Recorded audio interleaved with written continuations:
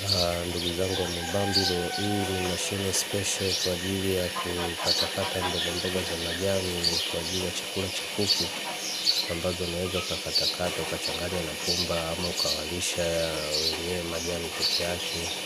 Hii ni mashine nzuri sana, inaweza kumsaidia mkulima mfugaji katika harakati zake za kufuga kuku, bata, ila kurahisishia zaidi katika ukataji, tofauti na kwenda kukatakata na kisu na panga. Itachukua muda sana na shepu haiji katika ile shepu ndogo ambayo inafaa katika ulishaji wa kuku.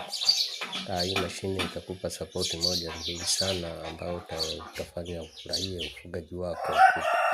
Hapa mimi ndio niko natengeneza ni majani ya cabbage, niko na yakatakata hapa ili nipate kuwalisha kuku wangu na bata. Mimi nitaenda kutengeneza na pumba, nitaenda kuchanganya na pumba. Hii ndio inakuwa bora zaidi. Kuku wanakula kwa furaha na bata huwa wanakula sana mchanganyiko huu, kama unavyoona hapo. Wanajua chakula kinachotengenezwa, ndio maana hapo karibu wanasogea ili wapate kula.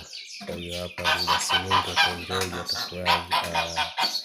Hivi ni vitu vinavyotakiwa kwa mfugaji wa kuku, vitu ambavyo vinaweza kukurahisishia utendaji kazi katika shamba lako, tofauti na kukatakata na panga na kisu. Unaweka mboga aina tofauti za majani, sio zile ngumu sana kama mahindi nini, mabunzi.